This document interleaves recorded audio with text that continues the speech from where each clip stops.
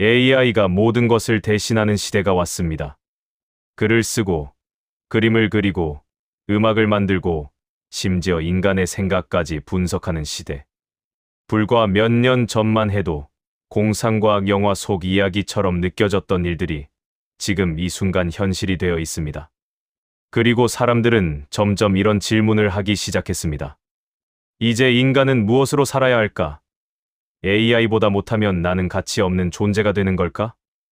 이 질문에 깊은 답을 남긴 철학자가 있습니다. 바로 독일 출신의 철학자이자 심리학자 에리 프롬입니다. 그는 단순한 철학자가 아니었습니다. 전쟁과 자본주의, 그리고 급격히 변하는 현대 사회 속에서 왜 인간이 점점 불행해지는지를 평생 연구한 사상가였습니다. 대표저서인 사랑의 기술과 소유냐, 존재냐에서 그는 현대 사회가 인간을 점점 경쟁과 소비 속으로 몰아넣고 있다고 말했습니다. 더 많이 가져야 하고, 더 빨리 움직여야 하고, 더 높이 올라가야 한다는 압박 속에서 인간은 정작 자신이 누구인지를 잊어간다고요. 그리고 놀랍게도 그는 지금의 AI 시대를 예견한 듯 이런 말을 남깁니다.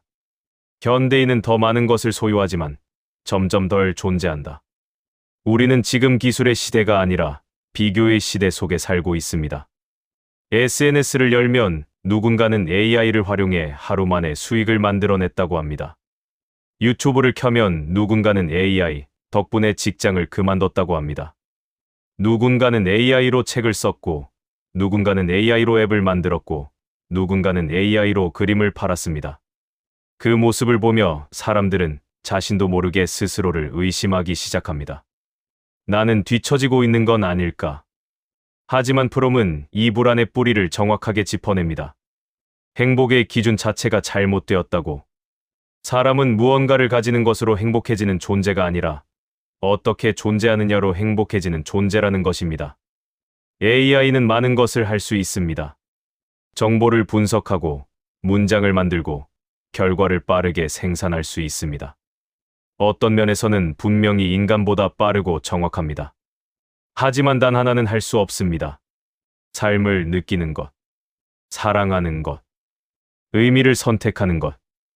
AI는 감동적인 글을 쓸 수 있지만 그 글을 쓰면서 눈물 흘리지 못합니다. AI는 아름다운 음악을 만들 수 있지만 그 음악을 들으며 가슴이 벅차오르지 않습니다. AI는 최적의 선택을 계산할 수 있지만 왜 이 선택이 나에게 의미 있는지는 알지 못합니다. 프롬은 인간의 진짜 행복은 생산성이나 성공이 아니라 살아있음의 경험에서 나온다고 말했습니다. 얼마나 많이 해냈느냐가 아니라 얼마나 깊이 살아냈느냐에서 나온다고요. 지금 많은 사람들이 더 빨라져야 살아남는다고 믿습니다. 더 효율적이어야 가치 있는 사람이 된다고 믿습니다. 그래서 쉬는 시간을 죄책감으로 채우고 멍하니 앉아 있는 것조차 낭비라고 느낍니다. 하지만 인간은 속도가 아니라 방향으로 행복해집니다. 아무리 빠르게 달려도 잘못된 방향이라면 그건 더 빠르게 불행해지는 것일 뿐입니다. 반대로 느리더라도 자신이 진심으로 원하는 방향으로 걷고 있다면 그 걸음 하나하나가 이미 행복입니다. AI가 이를 대신할수록 오히려 인간에게 남는 질문은 점점 더 본질적인 것이 됩니다. 나는 왜 살아가는가? 무엇을 좋아하는가? 누구와 시간을 보내고 싶은가? 아이러니하게도 AI 시대는 인간다움을 다시 묻는 시대가 된 것입니다. 기계가 발전할수록 우리는 더 깊이 인간을 마주해야 하는 상황에 놓이게 된 것이죠. 프롬은 또 이렇게 말했습니다. 사랑하고 창조하고 이해하려는 능력이 인간의 본질이다. 여기서 중요한 건 능력 앞에 붙은 단어입니다. 하려는. AI도 어떤 의미에서는 창조합니다. 하지만 AI는 창조하고 싶어 하지 않습니다. 명령이 있기에 만들 뿐입니다. 반면 인간은 아무도 시키지 않아도 무언가를 만들고 싶어 하고, 아무도 보지 않아도 사랑하고 싶어 하고, 아무도 평가하지 않아도 이해하고 싶어 합니다. 바로 그 욕망이 인간의 본질이라는 것입니다. 행복은 거창한 성공에서 오지 않습니다. 수억을 버는 순간보다 좋아하는 사람과 함께 밥을 먹으며 웃는 순간이 더 행복할 때가 있습니다. 수만 명에게 인정받는 것보다 단 한 사람에게 진심으로 고맙다는 말을 들을 때 더 뭉클할 수 있습니다. 누군가와 진심으로 대화하는 순간, 무언가를 배우며 성장하는 순간, 내가 선택한 삶을 살아가고 있다고 느끼는 순간, 그때 인간은 행복해집니다. AI는 정답을 줄 수 있습니다. 하지만 의미는 주지 못합니다. AI는 결과를 만들 수 있습니다. 하지만 삶의 이유는 만들 수 없습니다.